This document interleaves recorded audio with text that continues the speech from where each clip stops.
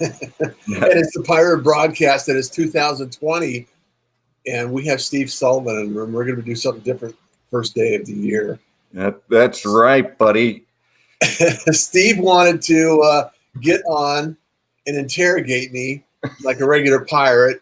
Yeah, exactly. And we're going to have some fun today. And we just wanted to welcome you to 2020. It's a new year, a new decade. Some people technically say the new decade doesn't start till 2021.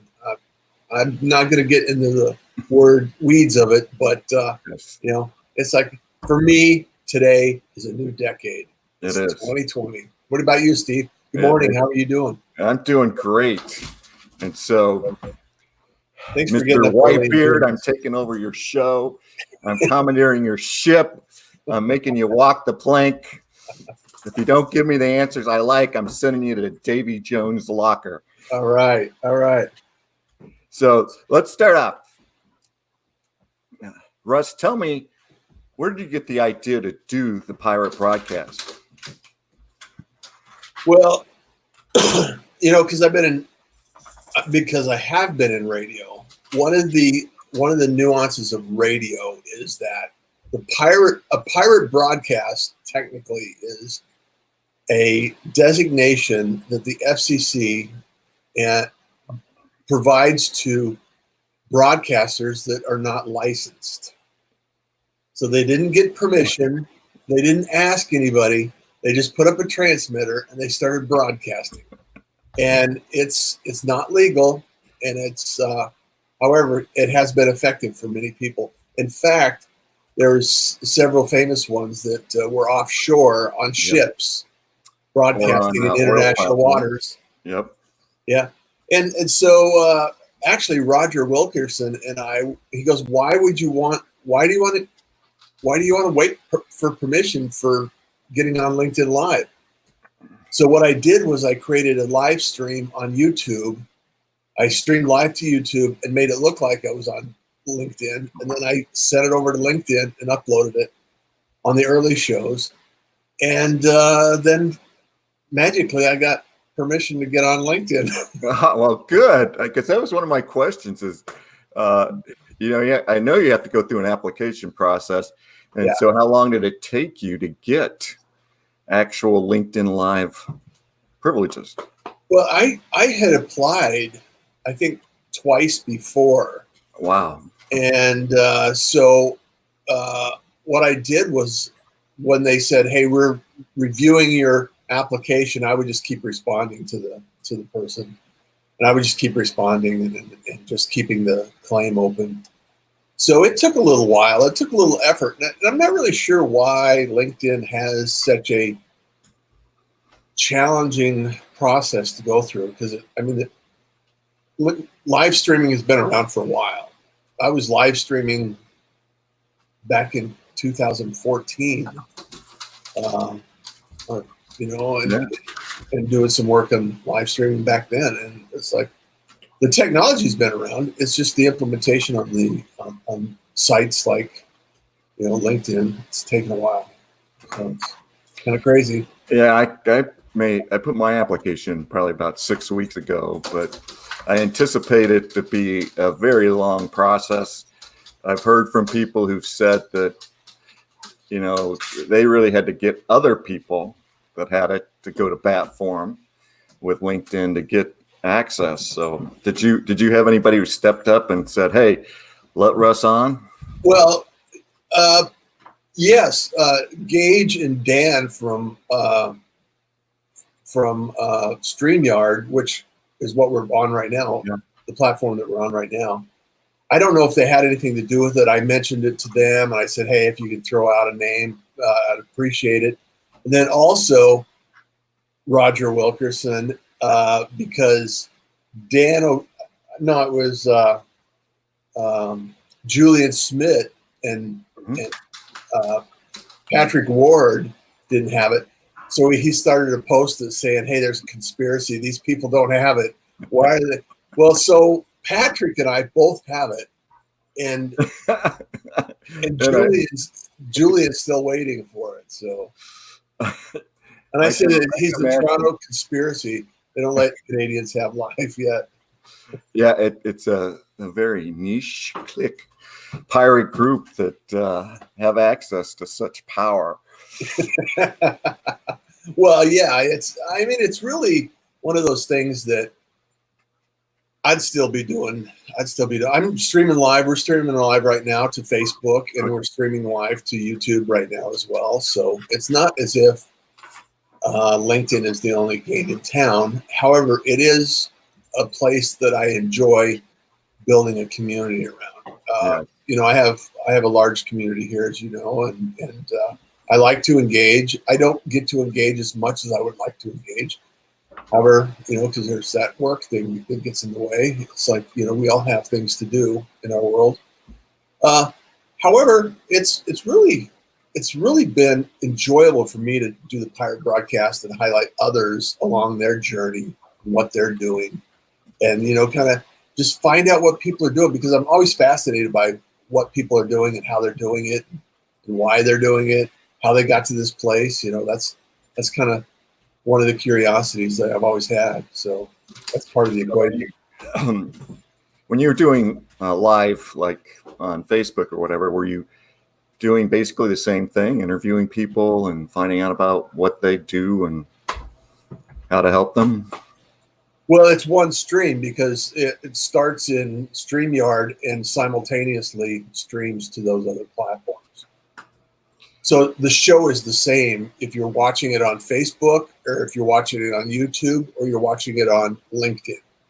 I got you. But I think my question refers to before you got LinkedIn Live. Oh. Were you basically utilizing the same format of interviewing people, talking about the topics, or did you change that? I changed that. I used to stream. I used to do 2-minute tips. I did 2-minute tips for a long time beforehand, and I was just uploading them to. LinkedIn at that point in time. So I wasn't streaming like I am now. So. And so what pushed you to go from that very short broadcast to a much more longer pirate broadcast?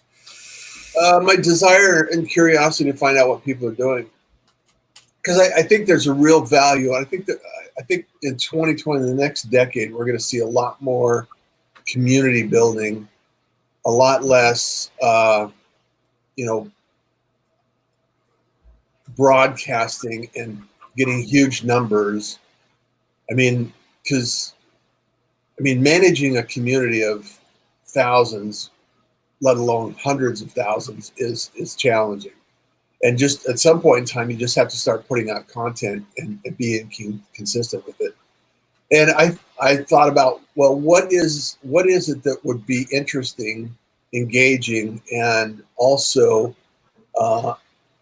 an opportunity to highlight other people, because it's about the community more than it is about me. It's about how can I serve the community with, some knowledge transfer, some information that's always engaging. And if I have a different guest every morning, that's, it's a new piece of information, right? Yes, it is. And I figured, okay, if I do another, a couple of hundred episodes this year, that's just practice. I'm just going to continue to practice. And it's like radio. I used to have a radio show when I was in Houston. I was on the radio and I had a show, and just like a musician, you get up. I used to play 7 nights a week. So doing that, and once you start and you get involved and engaged in the conversation, and it's the same kind of feeling. It's the same kind of emotion for me. It's like, okay, it starts my day off. It engages people on the internet, and it engages people in the community. And sometimes I find new people that I like to engage with, and they reach out, and then people start asking me questions that lead into building a business. Like all of my business right now, Steve, is based on my relationships. Mm-hmm. Everything that I have goes back to a relationship I had. So for myself, that is the easiest way to produce results, is go out there and create content and allow people to see, if they want to work with me, I'd love to work with you. If And then right now I have the luxury of saying, okay, well, that project's probably not in my wheelhouse. It's probably not the best use. However, I know somebody that can help you with this. Because, you build a community, you build a network and everything else, and then you become a resource. So that's the other piece of the equation. It's like, okay, help others, bring value, and things seem to go much easier in your life. Yes, definitely. That's just the way it goes. You have your crew. I have my crew. Protect the ship, or they walk the plank with you. So now I can have the Pirates of LinkedIn. Now I'm getting ready to launch. I'm launching a private Facebook page for. I called it. Well, I do have the Russ Johns alumni. Okay. Now, what that is because I have a lot of people that are not pirates. However, they're either in mastermind groups or they people that I've already trained or coached or mentored on other projects. And what I want to create is a smaller community that we can go in. We can ask questions safely without being, criticized or judged or measured. And we can actually engage with each other, discover what's going on with other people's business, and help each other out. Contribute to the common goal of building our business and building our trust and building our relationships. Because I think ultimately, because it's proven time and time again, it's like I would love to just spend some money on Facebook ads and just have everything magically appear, but that's not the way it's worked for me in my experience anyway. So yeah, definitely, I hear you, because there's a great post. I think it was yesterday, telling the story of a farmer who had champion corn that he produced. Yeah, I saw that post, and I thought that is an awesome example of what we can do for each other. For those of you that didn't hear the story, he would win the competition for the best corn year after year, and he would freely give away his corn to his neighbors. And so a reporter asked him, "Why are you giving away your championship corn? Aren't you afraid they're going to come and, win the competition, take it away from you?" And he said, "What you have to realize with corn is it cross-pollinates. So if my neighbors have inferior corn, my corn goes down. But if my neighbors have corn as good as mine goes up." And so that's an excellent example of life and how we can help one another.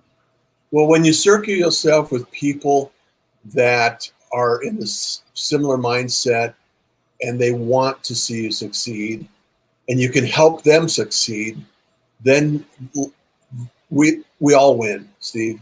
We all win. And there's a lesson in there, because it's like I have a board of directors, right? Mm-hmm.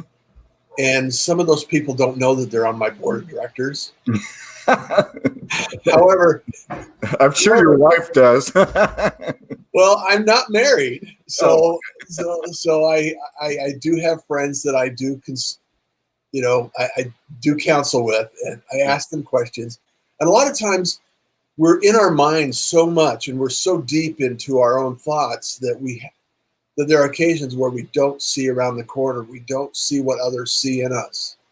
The mastery and the communication and all of the skills that you have may not be seen by yourself when you look at yourself. It's like the self-intimidation. It's like imposter syndrome, whatever you want to label it.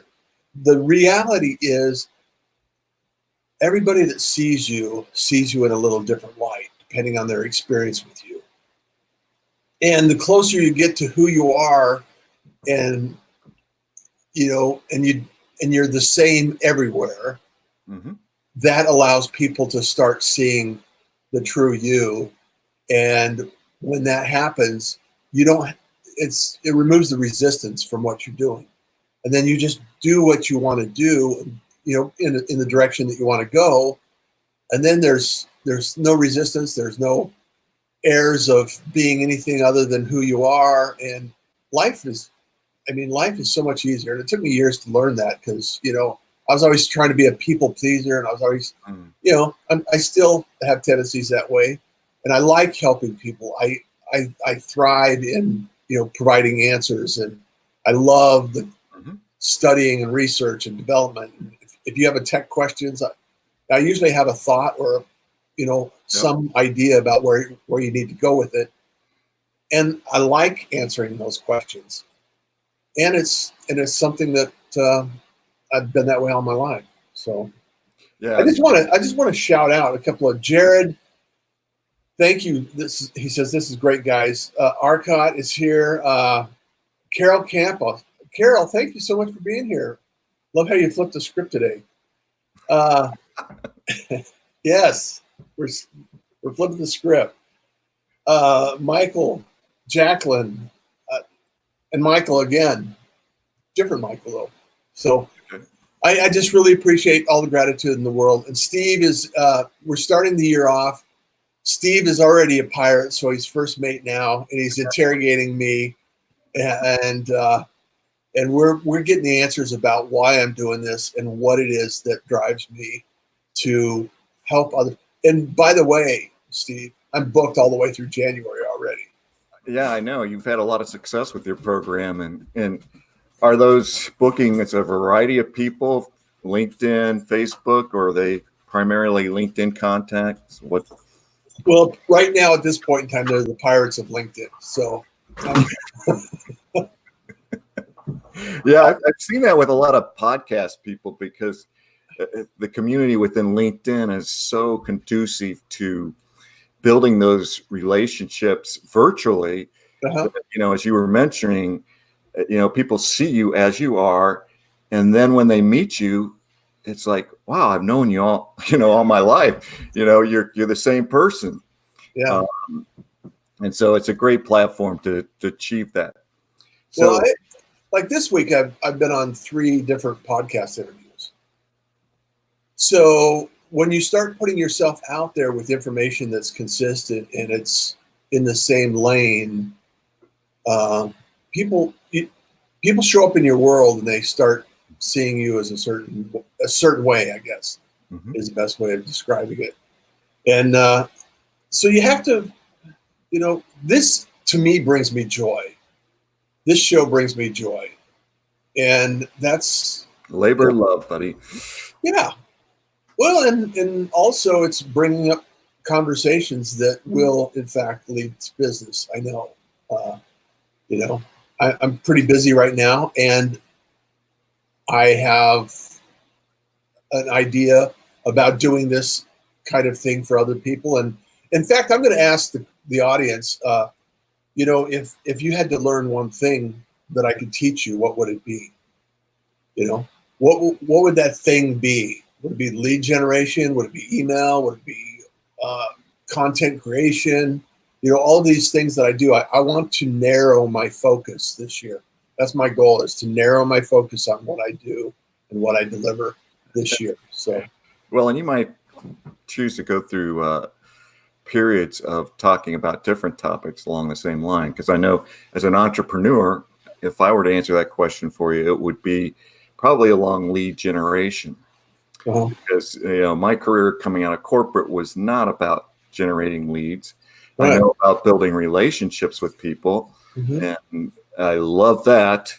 But taking those relationships potentially to the next level of them becoming a client and the lead generation, that's an area that I am still wading through.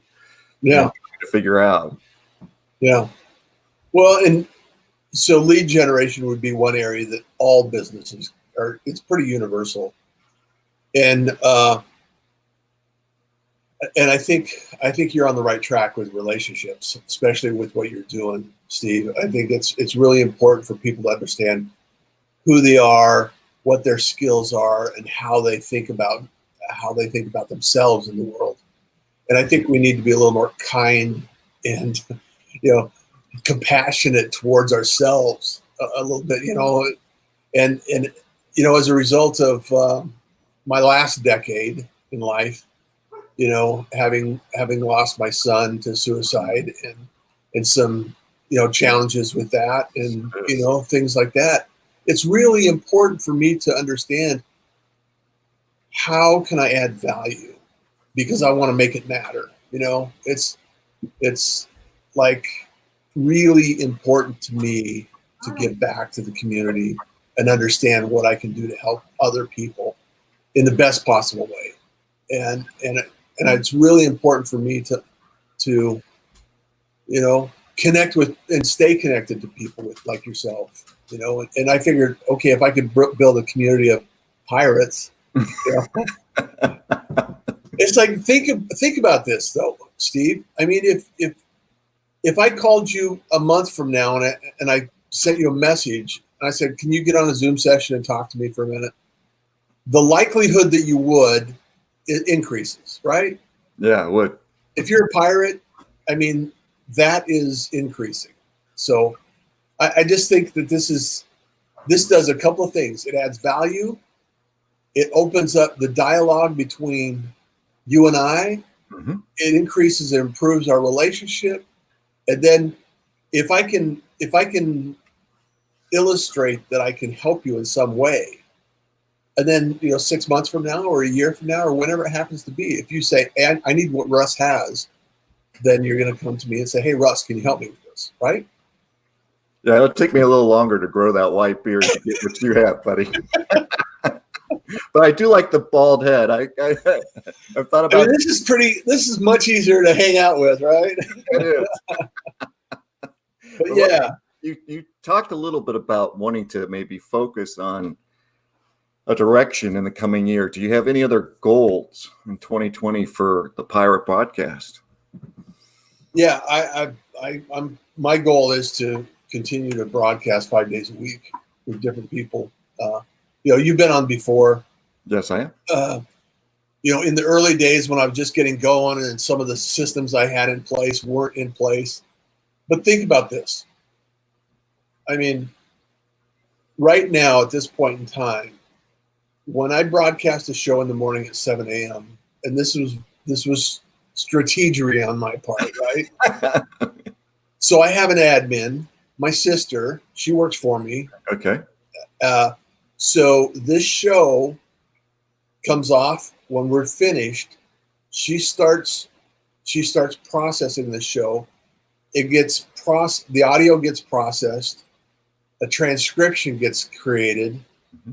It goes out to podcasting. So Apple, Spotify, iTunes, whatever podcasting platform is available, it goes out to that platform. And if I'm not on your platform, let me know, and I will make sure that I get on that platform. And then the transcription is there. It's machine generated, so it's not perfect. I'm going to work on that. And then also, so then it's posted. It's a blog post. It becomes a blog post, which then allows me to be present on my own website. So if you go to russjohns.com/pirate broadcast, you can see all the episodes of the people that I've been collecting. You know what would be great, Russ, is if you put together, and maybe you have already, a LinkedIn article listing these things and links to some of this stuff so that others who are interested in saying, hey, this is a great system, how can I duplicate it? Mm-hmm. They can use your roadmap and achieve success also. Yeah. I'll put that together. But then I put it on FYI.to too. Yes, exactly. It's on YouTube. It's on two streams in Facebook. It's on LinkedIn. And I've applied now to get it on the Russ Johns business page. Okay. So yes, I know you have to do applications for business page and for yourself. Yeah. So just an FYI, everyone. So that tip to Rodrigo. But yes. I mean, the reality is that I've been creating content for years. I've been creating content my whole life. Actually, it really boils down to it. And I love the creative process because that's just my mindset. Implementing that. I looked at my statistics, Steve, and I think I was averaging, I don't know, 300 views a day on, or 300 views per piece of content per day across the board in the last quarter, at least. Is that just LinkedIn, or is that LinkedIn, Facebook? That's just LinkedIn. Okay. So, but it's not about the numbers as much as about the value that we bring to the table. I think it's really important that we understand what do we produce in terms of intrinsic value. Yes. And what can we put out to the world that makes people smile? Like well, and gets people to engage. I mean, if you look at some of my posts, Russ, you won't see a lot of high numbers. Maybe a few thousand, this or that once in a while. But the thing I'm always excited about is the number of comments that I get, and the people that come on to engage with the content, or at least support my content by making comments. Yeah. All that's incredibly valuable, much more so than likes or views. Well, your Saturday stories are priceless too. Thank you. They come from the heart, and it's one of those things that storytelling is such a fundamental thread of our life that it just really draws us in. It allows us to imagine that situation in our lives, and we can visualize that thing. So storytelling is such a key element in what we're doing. And I would, for myself looking outside for you, that's one thing that I would probably consider leveraging a little bit more. Like you could publish that on Medium, you could publish that in other areas, and then you could, produce results on that. And then allow yourself the opportunity to bring those stories back to the fact that, not necessarily in a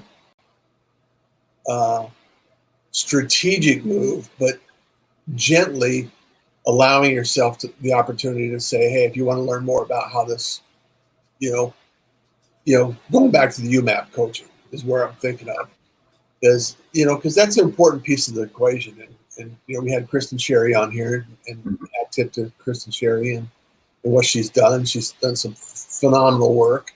Yes, sure. And a lot of people are hurting right now because they don't have a direction. They don't have an understanding of where they need to go. So, UMAP is a place to start. It's a place that they can actually gather information and understand where their strengths are and what they need to think about and what they need to consider. I mean, that's an excellent perspective in the sense of people are often looking outside themselves for answers, where UMAP helps them recognize the answers that are within them, in their own self, their uniqueness.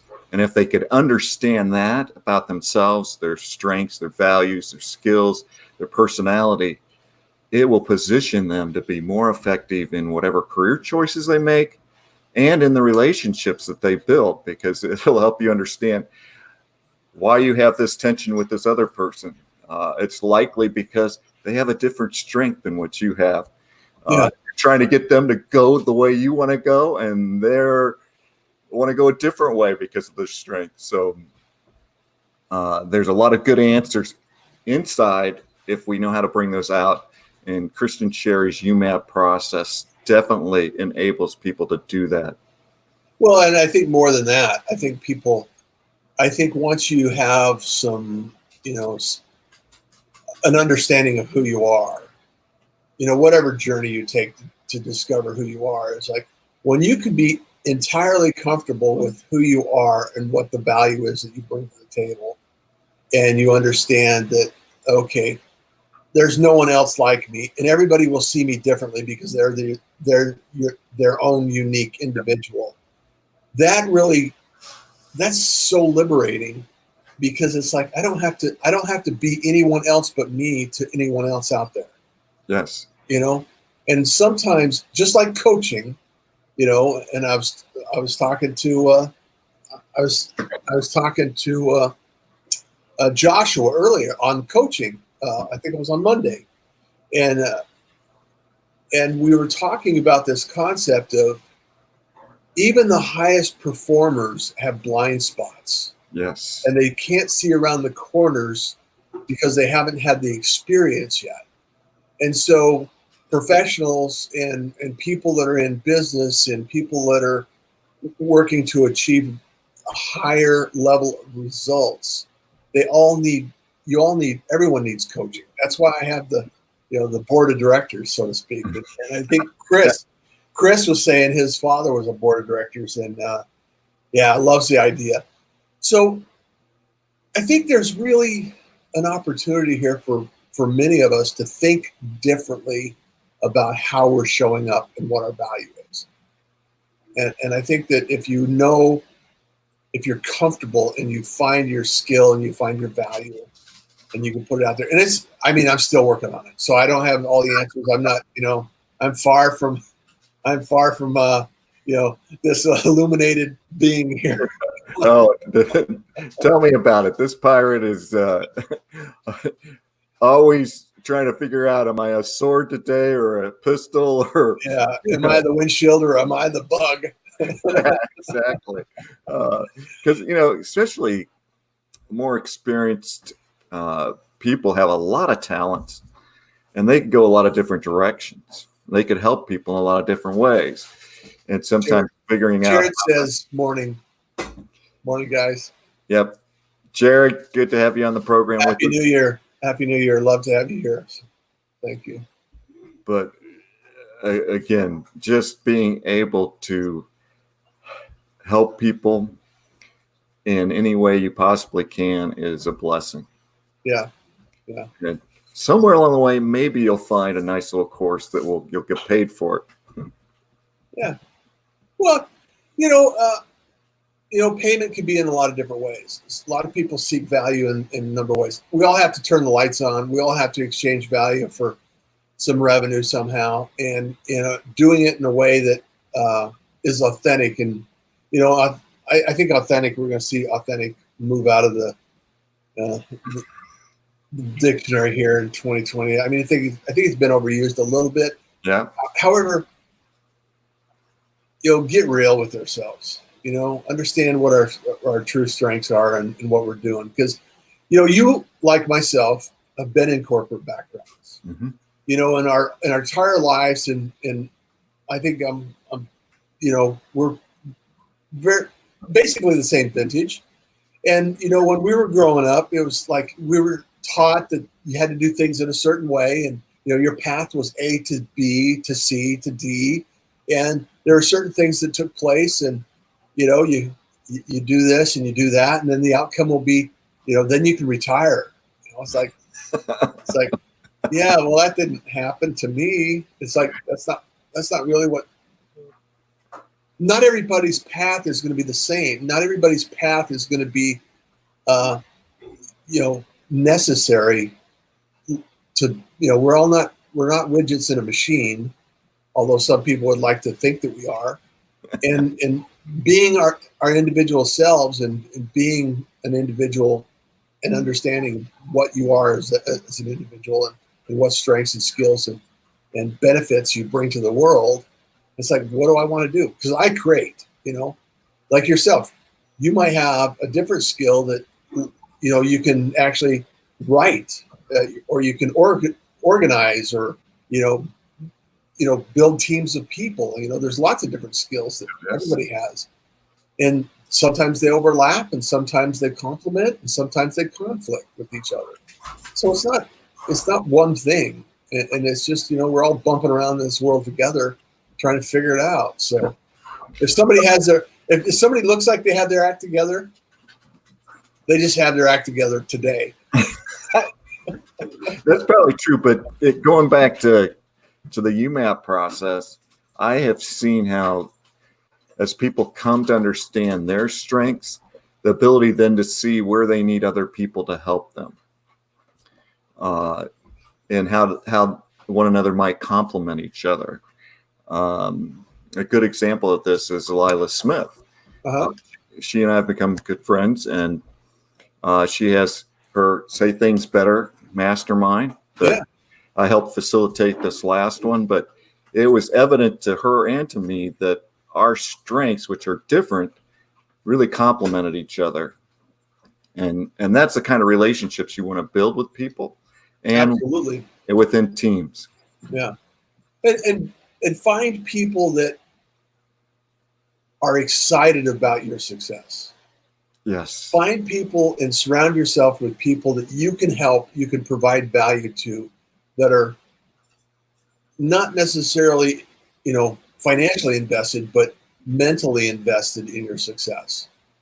They can complement, they can recommend, they can see things that you can't see, and it doesn't have to be a financial transaction. No. Friends are friends. I mean, have some friends. It's like Exactly. I saw this other human the other day, and can you be my friend? It's not like going to Walmart and picking a friend. You have to kind of go through the process, right? I thought pirates just held him to a pistol and said, "Yeah, all right, you're my friend now." Yeah, exactly. No, seriously, it's just encouraging to see the way. And here, I started in advertising in 85. Okay. I fell 3 stories to get into advertising. That's what I tell people. Actually, I was on a billboard, and so I grew up in commercial construction. I mean, I remember my dad pulling me out on Saturdays when I was real young. The first dollar I made I think I was probably 5. I was shorter than a broom. I know that. And the owner of the project came up and paid me for sweeping. I think he thought I was cute or something. I don't know. Hard to say. And so the reality is that we go through all of these experiences in our lives, and what brings our value is our perspective, Yes. and our understanding. And so when you actually have an opportunity to connect with individuals and have some shared experiences and have a conversation about that, like we can talk probably in the healthcare industry, because I've been in healthcare. I was, I've seen the, like I said, go back to the advertising analogy. I've seen the progress, and right now in this point in the world, even though we've not met in person, I know that if we happen to be standing in line at a restaurant someplace or waiting for a show, we would recognize each other and we would automatically have a conversation, right? Definitely. And so it's like, okay, if I were in your neighborhood and I could call up and say, "Hey, Steve, you want to go grab coffee?" The answer would probably be yes, unless you had a conflict or you were gone out of town. No, definitely. Because I'll give you an example. Purvi Sanya Devi, she and I live, I think, about 3 miles apart here in the Chicagoland area. And we're now workout accountability people that, Yeah. Again, that friendship has grown through LinkedIn. Yeah. It's great. Well, you were posting the links to, some of the people that you met over the past year. It's like, that's amazing. That is amazing. That's truly amazing. So, yes. And it's the thing that's amazing to me. I mean, this is just my observation is that because I've been in tech since '92, I guess. So looking at the transfer of information and what we can do around the world now, geography is no longer the limiting factor to developing relationships. And I've created and experienced some amazing relationships as a direct result of being on LinkedIn and just having conversations. And it's just mind blowing when you think about that compared to 100 years ago. Definitely. I mean, in the last year, I learned about WhatsApp, and through that, I now have regular conversations with people in Europe, Australia, India, and it's awesome to have those friendships. And in some sense, want to go visit them. It's like, oh man, if the money ever comes, I want to go travel and see these people more so than seeing, the Taj Mahal or some kind of cultural thing. I want to go see my friends. Yeah, exactly. Yeah, I want to go see my friends. Well, Steve, I know it's 2020 now, come to the realization that we have a lot of work and effort ahead of us. We have a lot of opportunity ahead of us and a lot of relationships to go out and build. Yeah, exactly. And so I guess my question to you is what are your plans and what are your strategies this year to expand and enlarge your network and your opportunities in your world? And that's a great question, because I've been thinking about that in terms of goals for 2020. Mm-hmm. And, one of the things I enjoyed doing was having, phone calls, Zoom calls with people. Uh-huh. I always look at Brian Schulman and his list that he puts up weekly that he talks to, and I'm always admiring him, thinking, wow, I'd love to have, communications with people that often. And I've been fortunate to probably have talked to maybe upwards to 50 different people in this last year. Uh-huh. And so I definitely want to make note of that and try and talk to 50 new people. I still talk to the old people like you. Yeah. But, there's always somebody else to discover on LinkedIn. Yeah. That's incredible, that has a story. I love hearing people's stories. Just this week, I got to talk with 2 new people, hear their stories. It was awesome. Well, it's amazing how much, when you start engaging with people and you show up in their feed and, all of a sudden your name becomes a little more familiar. It's easier to approach them and just say, hey, I'd love to jump on a Zoom session and find out a little bit more about you and have a conversation. And, getting on a few podcasts is not a bad strategy. It's like, okay, I'm willing to speak to anyone that'll spend the time with me. So yeah, I'm with you in that as well. So yeah. that's definitely one of my goals. From a business standpoint, one of the things I realized in a difference from transitioning from corporate to entrepreneurship, Mm-hmm. in the corporate world, you always had deadlines. Even if you were a part of that decision-making process of what that deadline is going to be, Yeah. you get in the entrepreneur area, I've noticed I switched to task lists. So I've got all these things I want to do, but because I haven't really set deadlines or goals to say I'm going to get this done this week, Yeah.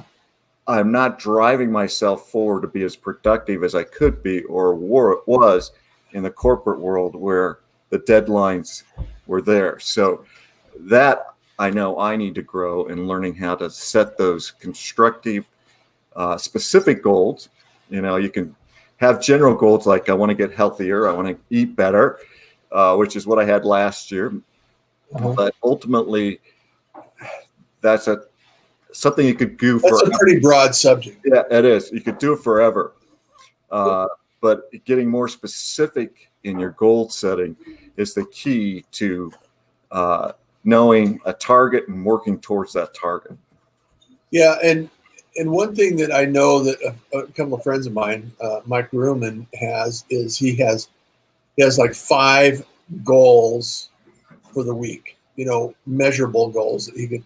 And then he has accountability coaches. He has people that help him out, and so he has different goals for different things. Whatever happens to be in areas of life, and so it's really easy. And I think especially for business owners or freelancers or solopreneurs, they really have to think about the bigger outcome. What's your intention? And then work backwards with milestones, and then the milestones drive the tasks. Mm-hmm. It's like project management 101. It's okay, have some milestones that will move the needle. And then when you're looking at the activity you're spending time on, is like, okay, is this moving the needle? Is this a task that is helping fulfill this milestone? And is this milestone working toward my intention? And I think just thinking in that framework helps clear a lot of clutter out of what your activities are doing. It does. And to you or for you. Exactly. But even let's go back to those general goals of fitness or eating better, Uh-huh. if people start the New Year's with those type of goals, what they should do is maybe add to that goal, find an accountability structure or person. That should be the goal, because if you can connect with somebody who wants to be physically fit like you, that wants to run a marathon like you, or whatever Uh-huh. the goal might be, they're going to help you towards that goal. Then if you just set it yourself like, oh, I'm going to do this, and then you realize. Well, I think there's a huge argument also for masterminds. You can actually create a mastermind. And much like the board of directors, somebody that can actually steer you in the right direction, that's had experience in something that you're looking to accomplish, a direction you're working towards, and then set some examples. But I think it's really important for us to do this. And so if you can do that, it's pretty awesome. It's pretty awesome. Yes, definitely. Well, Steve, we've gone way over time considering the regular things, and I know you probably have some family time, and I know you have pets and family, so it's like they were in the background. Yeah. So I want to thank you, all the gratitude in the world for everybody joining in. Jennifer, Rowena, Angie, thank you so much. Have an amazing year. Jared, Arcot, thank you so much. David Riley, thank you so much for being here. He's scheduled to be on the show. Jared is scheduled to be on the show. Michael, thank you so much. I really appreciate that. Lots of comments, lots of conversation. Mm-hmm. If you listen to this on the replay, just type in replay, and I'll come back to this, and I'll continue to come back to this, and get a hold of Steve. Steve has been a huge part of the Blue Angel crew here. So Jill Sullivan and all of the people over at Blue Angels. Love you guys, and yes. I want to see all of you succeed in the best possible ways in 2020. And I look forward to future episodes. Got another episode tomorrow, Friday, and then full next week. I mean, I'm going to be doing episodes all year long. Yeah, definitely. Hey, and if you ever need somebody to spell you or back you up, I'm here for you, buddy. Thank you so much, Steve. I really appreciate that. All right, so let's close out this session, since this is my session. Kindness is cool and smiles are free. And you enjoy the day. And you enjoy the day. Yep.